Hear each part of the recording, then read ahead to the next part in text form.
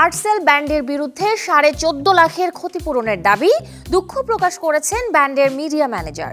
পুজোয় আসছে নতুন মিউজিক ভিডিও।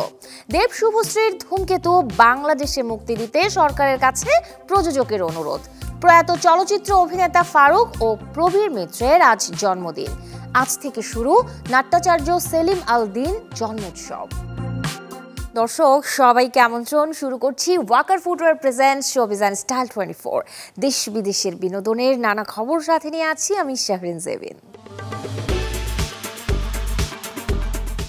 আর্টসেল ব্যান্ডের বিরুদ্ধে 14.5 লাখের ক্ষতিপূরণের দাবি তুলেছে রাজশাহী বিশ্ববিদ্যালয়ের সমন্বয়ক সালাউদ্দিন আম্মার। এই ক্ষতিপূরণের সাথে প্রকাশ্যে ক্ষমা চাইতে 12 ঘন্টার আলটিমেটামও দিয়েছেন তিনি। এ বিষয়ে যোগাযোগ করা হলে চ্যানেল 24 এর সাথে ফোন আলাপে ক্ষমা চেয়েছেন আর্টসেল ব্যান্ডের মিডিয়া ম্যানেজার বাঁধন বর্মন। মূলত গেল 15 আগস্ট রাজশাহী বিশ্ববিদ্যালয়ে আয়োজিত হবার কথা ছিল 36 জুলাই মুক্তির উৎসব শিরোনামের এক কনসার্ট, যেখানে অংশ নেবার কথা ছিল আর্টসেলের।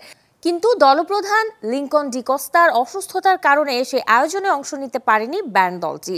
এই ঘটনার প্রেক্ষিতে আর্টসেলের ওপর 14.5 লাখের ক্ষতিপূরণ দাবি করেন সমন্বয়ক ও কনসার্টের আয়োজক কমিটির সদস্য সালাউদ্দিন আম্মার। 12 ঘন্টার আলটিমেটাম দিয়ে পোস্ট করেন ফেসবুক ভেরিফাইড অ্যাকাউন্টেও। এই ঘটনায় চ্যানেল 24 এর সাথে ফোন আলাপে আর্টসেল ব্যান্ডের পক্ষ থেকে দুঃখ প্রকাশ করেছেন দলের মিডিয়া ম্যানেজার। জানিয়েছেন যে অর্থ নেওয়া হয়েছে তাও ফেরত দিতে চান তারা, তবে 14.5 লাখের দাবি করাটা অযৌক্তিক। আমাদের সাথে ওদের যে শোটা করার কথা ছিল সেটা তো করতে পারা যায় নাই বিভিন্ন কারণে, এবং দাদা মূলত ওই রাত্রে বেশ অসুস্থ হয়ে পড়েন এবং আমরা ওইগুলো নিয়ে ব্যস্ত ছিলাম। যদিও ব্যস্ত থাকার পরেও আমরা তাকে টেক্সট করে জানাই দিচ্ছি এবং কল করে জানাই দিচ্ছি যে আমরা শোটা আসলে করতে পারছি না। ঠিক ওই সময় তাকে আমরা টেক্সট করে দিচ্ছি যে তোমার ব্যাংক অ্যাকাউন্ট নাম্বারটা পাঠাও, সেই অ্যাকাউন্টে তোমার যে টোটাল টাকাটা আমাদেরকে যা যা দিচ্ছ সেই টাকাটা আমরা ব্যাক করে দিই। এবং আমরা আসতে পারি নেটের জন্য আমরা আসলে দুঃখিত যে আমরা আসলে ডেটটা শো করতে চেয়েও করতে পারিনি। তখন এই সিচুয়েশনে তারা ডিমান্ড করতেছে 14.5 লাখ টাকা, যেটা একেবারে ভিত্তিহীন। সামনেই সনাতন ধর্মাবলম্বীদের বড় উৎসব দুর্গাপূজা, তাই তো শারদীয় আয়োজন মাতাতে নতুন গান নিয়ে আসছেন ডক্টর অরূপ রতন চৌধুরী। সদ্যই শেষ হয়েছে সেই গানের দৃশ্য ধারণ। দর্শক, ঘুরে আসবো শুটিং সেট থেকে। এভাবে নেচে গিয়ে মা দেবী দুর্গাকে আগমনী বার্তা দিচ্ছেন সনাতন ধর্মের লোকেরা।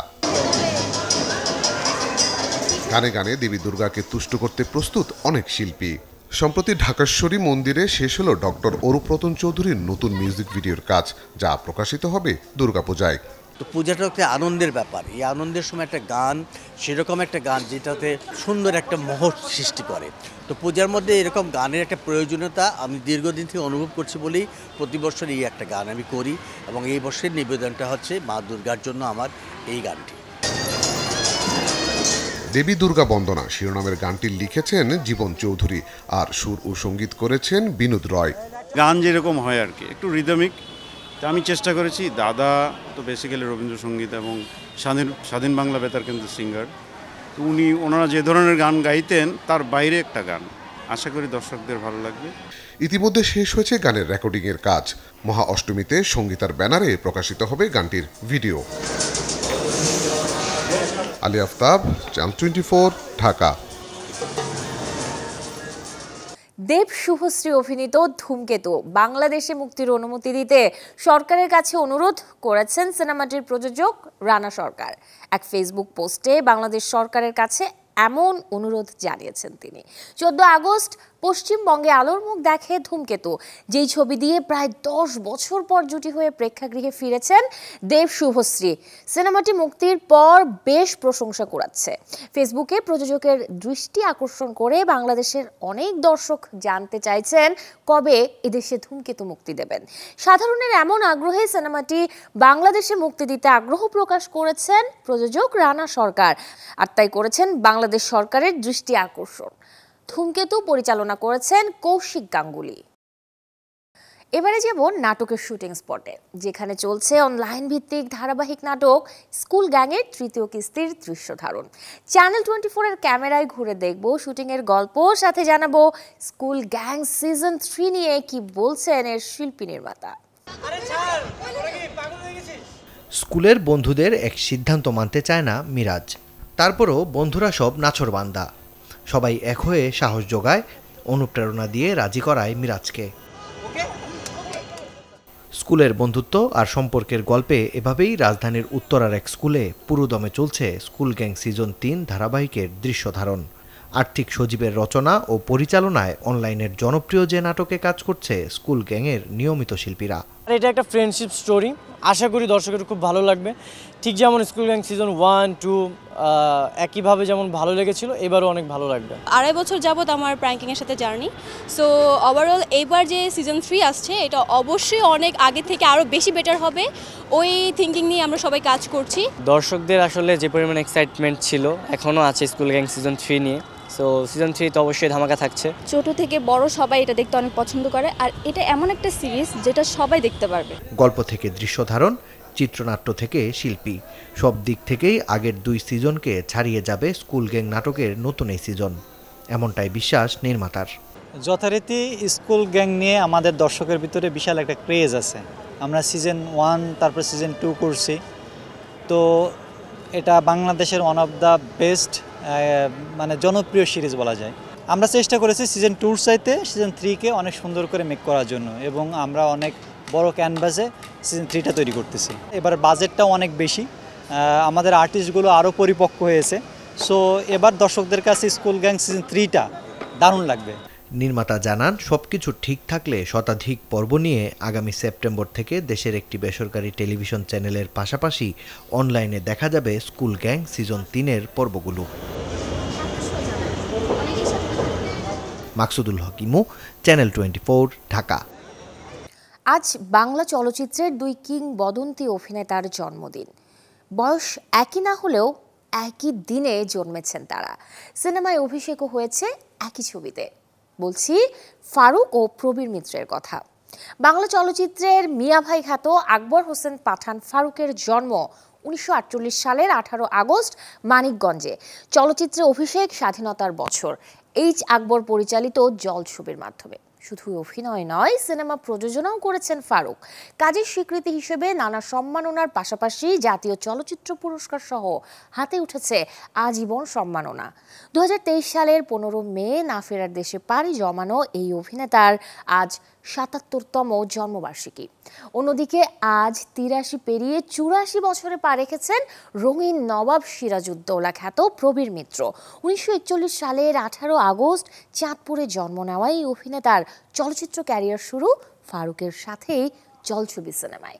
কাজের স্বীকৃতিতে নানা সম্মাননার পাশাপাশি প্রবীর মিত্রর হাতে উঠেছে জাতীয় চলচ্চিত্র পুরস্কার। আজ নাট্যাচার্য সেলিম আল দীনের 76তম জন্মবার্ষিকী। এই উপলক্ষে 2 দিন ব্যাপী নাট্যাচার্য সেলিম আল দীন জন্মোৎসব 2025 আয়োজন করেছে নাট্য সংগঠন স্বপ্নদল। সেলিম আল দীন রবীন্দ্রনাথ মোদের শিল্পে রয়, বাংলা নাট্যের জয়যাত্রা অনন্ত অক্ষয়, এমন স্লোগানে আজ সন্ধ্যায় জাহাঙ্গীরনগর বিশ্ববিদ্যালয় ও বাংলাদেশ শিল্পকলা একাডেমিতে উঠবে উৎসবের পর্দা, যে পর্দা নামবে আগামীকাল মঙ্গলবার। স্বপ্নদল জানায়, উৎসবে হরগজ ও চিত্রাঙ্গদার বিশেষ প্রদর্শনী করবে নাট্য সংগঠনটি। প্রযোজনা দুটির নির্দেশনা দিয়েছেন নাট্যাচার্যের ছাত্র নির্দেশক জাহিদ রিপন। সন্ধ্যা 7টায় বাংলাদেশ শিল্পকলা একাডেমির এক্সপেরিমেন্টাল থিয়েটারে হবে সেলিম আল দীনের কালজয়ী সৃষ্টি হরগজের 49তম প্রদর্শনী। এছাড়াও আগামীকাল সমাপনী দিনে সন্ধ্যা 7টায় এক্সপেরিমেন্টাল থিয়েটার হলে মঞ্চস্থ হবে রবীন্দ্রনাথ ঠাকুরের চিত্রাঙ্গদার 119তম মঞ্চায়ন। রান্নার জিনিয়াস হয়ে এবারে পর্দায় আসছেন ঋতুপর্ণা সেনগুপ্ত। কলকাতার এক সংগ্রামী নারী বেলা দে, যিনি বিখ্যাত সব রান্নার বইয়ের লেখিকা, তারই চরিত্র ফুটিয়ে তুলবেন এই অভিনেত্রী। বেলা শিরোনামের যে ছবিটি নির্মাণ করেছেন অনিলাভ চট্টোপাধ্যায়। সবকিছু ঠিক থাকলে এই ছবিটি মুক্তি পাবে 29 আগস্ট।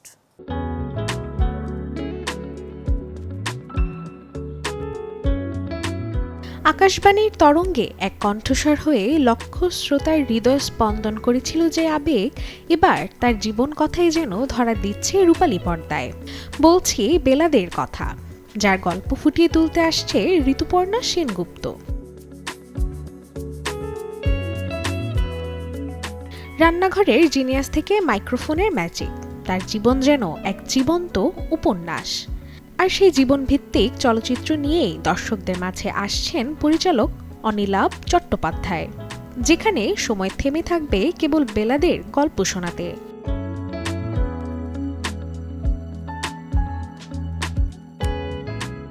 মূলত তার পথচলা শৈশবের সংগ্রাম থেকে শুরু করে এক উজ্জ্বল রেডিও ব্যক্তিত্ব হয়ে ওঠা। এই সিনেমায় ফুটে উঠবে আবেগ মাখা অনবদ্য কাব্যে। বেলা ছবিটিতে ঋতুপর্ণা সেনগুপ্তর সাথে আরও থাকছে বাসবদত্ত চট্টোপাধ্যায়, বিশ্বজিৎ চক্রবর্তী, ভদ্র বসু ও বুলবুলি পাঞ্জা সহ আরও অনেকেই।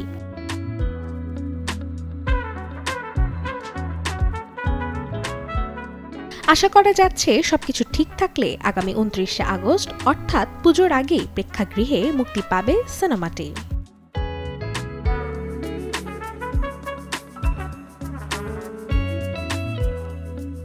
Desk report, channel 24।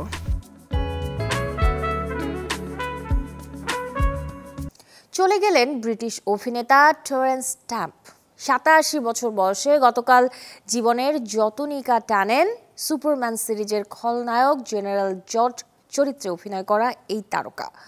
1938 সালের 22 জুলাই লন্ডনে জন্ম নেয়া স্ট্যাম্পের অভিনয় জীবন দীর্ঘ 6 দশকের। অস্কার মনোনীত এই অভিনেতা অভিনয় করেছেন the adventures of Priscilla, queen of the desert, far from the madding crowd, Valkyrie সহ অসংখ্য ছবিতে। স্ট্যাম্পের সহকর্মীদের মতে অভিনেতা ও লেখক হিসেবে টেরেন্স স্ট্যাম্প যে অসাধারণ কীর্তি রেখে গেছেন তা বহু বছর ধরে মানুষকে ছুঁয়ে যাবে। দর্শক, এতক্ষণ ছিলাম বিনোদনের নানা খবরে, এবারে জীবনযাপনের গল্প দেখব, লাইফস্টাইলের কিছু আপডেট। শিশুর মানসিক বিকাশে খেলাধুলোর গুরুত্ব অপরিহার্য, তাই তো খেলার সরঞ্জামটাও হওয়া উচিত শিক্ষণীয়। ছোট্ট সোনামণিদের জন্য বাজার জুড়ে আছে 100 থেকে 1000 পিসের লেগো সেট।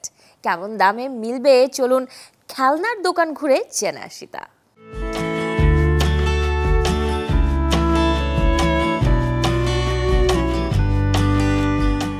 লেগো সেট আমাদের কাছে বিভিন্ন প্রাইস রেঞ্জের, একদম 100 পিস থেকে শুরু করে 5000 পিস পর্যন্ত আছে। যেমন এটা হচ্ছে কনস্ট্রাকশনের লেগো সেট, যাদের বাচ্চারা কনস্ট্রাকশনের জিনিসগুলো পছন্দ করে, কনস্ট্রাকশনের থিমটা পছন্দ করে, তাদের জন্য হচ্ছে এই লেগো সেটটা। এটা 263 পিসের মাত্র। এটার মধ্যে আমাদের কাছে 2000-3000 পিসেসও আছে, কয়েকটা ডিজাইন আছে। এগুলোর প্রাইস রেঞ্জ মোটামুটি আপনি মিড রেঞ্জেরই 800 টাকা থেকে শুরু করে আপনার 3000, 4000, 5000 বিভিন্ন রেঞ্জের আছে। 15 থেকে 20টার মতো ডিজাইন আছে আমাদের কাছে। যাদের বাচ্চারা ট্রেন পছন্দ করে, ট্রেন বাচ্চারা অনেক পছন্দ করে দেখতে, এগুলো আপনার 313 পিসের মাত্র। এগুলোর মধ্যে আমাদের কাছে 400-500 পিসেরও আছে। এগুলোর প্রাইস রেঞ্জ 1000, 800, 1200, 1300 এগুলোর মধ্যে পেয়ে যাবেন। মেয়ে বাচ্চারা দেখা যায় ট্রেন, কনস্ট্রাকশন এগুলোর থেকে একটু বাসা, বাড়ি, কার্টুনের একটু প্যাসেল এগুলো পছন্দ করে বেশি। এটার মধ্যে যেমন গার্লস কার্টুনের আপনার পুরো যে অ্যাপার্টমেন্টটা দেখতেছেন, পুরো অ্যাপার্টমেন্টটা বানাতে পারবে। এটা 474 পিসের। এগুলোর মধ্যে আমাদের কাছে 200-250 পিসেসেরও আছে। এগুলোর প্রাইস রেঞ্জ আপনার 2000-1500। এটার প্রাইস বেসিক্যালি 1500 টাকা। যাদের বেবির বয়স 8 থেকে 10 বছর হয়ে গেছে, 6-7 বছর হয়ে গেছে, তারা তো আর রিমোট কন্ট্রোল ট্রান্সফর্মার পছন্দ করবে না, তাদের জন্য লেগোর মধ্যে ট্রান্সফর্মার। এটা মরফের খুবই ভালো, বুগাটি ডিজাইন আছে, পুলব্যাক সিস্টেমে চালানো যাবে। 717 পিসের লেগো। এগুলোর প্রাইস রেঞ্জ অনলি 2000 টাকা থেকে শুরু। 2000, 3000, 4000 বিভিন্ন প্রাইসের আছে আমাদের কাছে। এগুলো বাচ্চারা পছন্দ করে অনেক বেশি। এটার মধ্যে আপনার অ্যারোবিক যে প্লেনটা, পুরো প্লেনটা আছে, প্লেনের পাশাপাশি স্টেশন যেটা দেখতেছেন, 3টা ডিজাইন করা যাবে টোটাল। এগুলোর মধ্যে সবচেয়ে ছোট হচ্ছে আমাদের কাছে এটা, প্লেনের এটা থেকে স্টার্টিং। এগুলো প্রাইস রেঞ্জ 2000 টাকা থেকে শুরু, মাত্র 2000 থেকে 4-5 টাকা পর্যন্ত আছে। লেগো সেট এখানে জাস্ট কয়েকটা অপশন, আমাদের শপে আরো অনেক অনেক অনেক অপশন বাকি রয়ে গেছে। হাতে যে 2-3টি ছবি আছে তা শেষ করেই সিনেমাকে বিদায় জানাবেন চিত্রনায়িকা বর্ষা। ট্রাভেল এজেন্সি উদ্বোধনে এসে গণমাধ্যমকে এমনটাই জানালেন এই নায়িকা। বর্ষা বলেন, খুব শিগগিরই স্বামী অভিনেতা প্রযোজক অনন্তকে নিয়ে যাবেন উমরা হজে। বিদেশে কাজে কিংবা ঘুরতে যেতে সব ধরনের সুযোগ সুবিধা নিয়ে ট্রেভেন কোয়েস্ট হলিডে ট্রাভেল এজেন্সির যাত্রা শুরু, যার উদ্বোধন করেন চিত্রনায়িকা বর্ষা। রাজধানীর গ্রিন রোড এলাকায় অবস্থিত এই ট্রাভেল এজেন্সির অফিসে আয়োজিত সে অনুষ্ঠানে সরাসরি সাংবাদিকদের সাথে কথাও বলেন তিনি। জানান, বিদেশে ঘুরতে যেতে প্রয়োজন একটা বিশ্বস্ত ট্রাভেল এজেন্সির। সাথে সাংবাদিকদের করা প্রশ্নে ব্যক্তি জীবন ও ক্যারিয়ার ভাবনা নিয়েও কথা বলেছেন চিত্রনায়িকা বর্ষা। আমি তো বলেই দিয়েছি, এখন থেকে ইনশাল্লাহ আমাদের যত বিদেশে যাওয়ার টিকিট, ট্রাভেল ট্যুর যা কিছু সব কিছু এখান থেকেই করব। নেত্রী দ্য লিডার, আমিও চাই আসলে সিনেমাটা খুব দ্রুত রিলিজ হয়ে যাক। সিনেমা তো বেশ কয়েকটাই তো রেডি, যেমন জাজের সাথে যে সিনেমাটা, ওইটাও তো মহরত আপনারা দেখেছেন। প্লাস ইকবাল ভাইয়ের সাথেও 2-3টা স্ক্রিপ্ট রেডি। হয়তো রিসেন্টলি একটা মেবি এই বছরের শেষে বা 2-4 মাসের মধ্যে হয়তো ইকবাল ভাইয়ের সাথে একটা শুরু হবে। আমার এই 2-3টা সিনেমার শেষের পর আসলে আপনাদের এই চলচ্চিত্র রিলেটেড কোনো কিছুতে আমাকে পাবেন না। অন্ধকার সমুদ্র, কিংবদন্তি এক জাহাজ আর তার হারিয়ে যাওয়ার ইতিহাস। দর্শক, বলছি টাইটানিকের কথা। বিস্ময় আর রহস্যে ঘেরা এই জাহাজটিকে এবারে অনুভব করা যাবে আর দেখা যাবে চোখের সামনে। লন্ডনে চলছে 4 মাস ব্যাপী প্রদর্শনী, যেখানে ভার্চুয়াল রিয়েলিটি আপনাকে নিয়ে যাবে 1912 সালের সেই রাতে। 100 বছর আগে সমুদ্রের বুকে হারিয়ে যাওয়া এক কিংবদন্তি জাহাজ টাইটানিক। সেই গল্প আবারও ফিরে এসেছে নতুন এক জগতে। লন্ডনের ডক এক্সে চলছে দ্য লিজেন্ড অব দ্য টাইটানিকের দুর্ধর্ষ এক ভিআর অ্যাডভেঞ্চার মেটাভার্সের চোখের সামনে খুলে যাচ্ছে 1912 সালের সেই বিখ্যাত জাহাজ। ঠিক যেন আপনি হাঁটছেন গ্র্যান্ড সিঁড়ির ওপর, শুনছেন টাইটানিকের সুর। সাথে দেখা হবে ক্যাপ্টেন এডওয়ার্ড স্মিথের সাথেও। আর হ্যাঁ, ডুবে যাওয়ার সেই বিভীষিকাময় রাতের প্রত্যক্ষ সাক্ষী হবারও সুযোগ আছে। লাইট বন্ধ, ডেক কাঁপছে, হিমশীতল সমুদ্র জল ঘিরে ফেলছে চারপাশ। পাশেই আছে সেই বিখ্যাত আইসবার্গ। এখানকার সবচেয়ে বড় আকর্ষণ হলো 10 মিনিটের মেটাভার্স অভিজ্ঞতা। সাবমেরিন থেকে শুরু করে সমুদ্রের নিচে টাইটানিকের ধ্বংসাবশেষ দেখার পর টাইম ট্রাভেলস আপনাকে নিয়ে যাবে 1912 সালের সেই রাতে। বাস্তব আর ভার্চুয়ালের মাঝখানে হারিয়ে যাওয়ার অনন্য এই প্রদর্শনী চলবে টানা 4 মাস। টাইটানিক শুধু ইতিহাস নয়, এটা এক অনুভব। আর ডক এক্সের এই ভিআর ট্রিপ সেটাকে বানিয়ে তুলেছে হাতে ছোঁয়ার মতো বাস্তবতায়। সময় এখন টাইম ট্রাভেলের। আপনি প্রস্তুত তো টাইটানিক এক্সপেরিয়েন্স করার জন্য? শরীফুল হক, চ্যানেল 24।